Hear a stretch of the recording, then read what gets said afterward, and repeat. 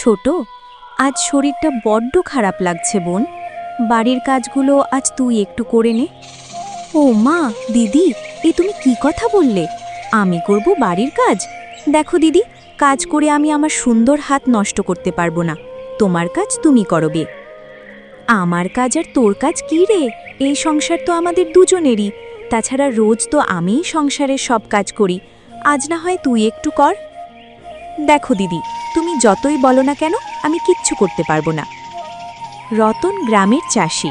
7 বছর আগে সে মালতীকে বিয়ে করেছিল, কিন্তু বিয়ের এত বছরেও একটা সন্তান না হওয়ায় 2 বছর আগে আবার বিয়ে করেছে সে। ছোট বউ রানী যেমন সুন্দরী, তেমনি অহংকারী। মালতী অসুস্থ শরীরেই ঘরের কাজ করতে লাগল, আর রানী তখন নিজেকে নিয়ে ব্যস্ত ছিল।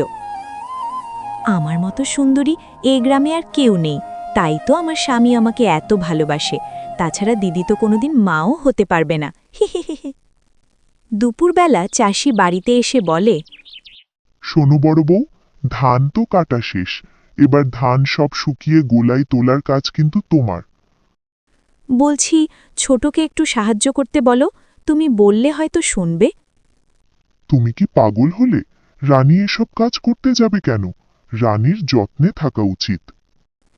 আমিও তো রানীর মতোই তোমার বউ, আমার যত্নের কথা তো তুমি ভাবো না। সে কি কথা! তুমি আর রানী কি এক নাকি? রানী আমার সন্তানের মা হবে, আর তুমি তো... মালতীর চোখে জল আসে, আর চাষি যায় রানীর কাছে। এমনি করে দিন কাটে। একদিন নদীর ঘাট থেকে ফেরার পথে মালতী এক অসুস্থ বৃদ্ধাকে দেখতে পায়। ও মাসিমা, তোমার কি হয়েছে গো? এভাবে রাস্তার পাশে বসে আছো কেন? শরীরটা ভালো নেই বাছা, গলাটা তেষ্টায় শুকিয়ে গেল। একটু জল খাওয়াবে মা? এক্ষুনি দিচ্ছি। আহ, বড্ড শান্তি পেলাম বাছা। এবার আমি বাড়ি যেতে পারবো।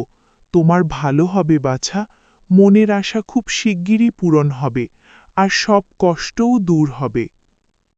এর কিছুদিন পরে মালতীর শরীরে নানা পরিবর্তন আসতে লাগে। প্রতিবেশীরা তা দেখে চাষিকে বলে গ্রামের দাইমার কাছে একবার নিয়ে যেতে। চাষি তাদের কথায় খুব একটা গুরুত্ব দেয় না, তবু মালতীকে দাইমার কাছে নিয়ে যায়।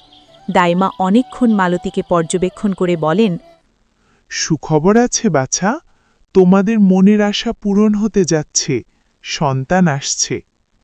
তারা দুজনেই স্তম্ভিত হয়ে গেল। কি বলছো? সত্যি? এ যে বিশ্বাস করতে পারছি না। মালতী খুশিতে কেঁদে ফেলে। তারা বাড়ি ফিরে আসে, আর চাষি মালতীর যত্নের ব্যবস্থা করে। শোনো রানী, এখন থেকে সংসারের সব কাজ কিন্তু তোমাকেই দেখতে হবে, আর বড় বউয়ের খেয়াল রাখার দায়িত্বও তোমার। রানী ভাবে, দাঁড়াও, সব কাজ আমার ঘাড়ে দেয়াচ্ছি, তোমাকে আবার তোমার জায়গায় নিয়ে ফেলব দিদি। হি। রানী মালতীর খাবারে ইচ্ছে করে কখনো ঝাল, কখনো নুন বেশি করে মিশিয়ে দেয়, তবুও মালতী কখনো এ নিয়ে অভিযোগ করে না।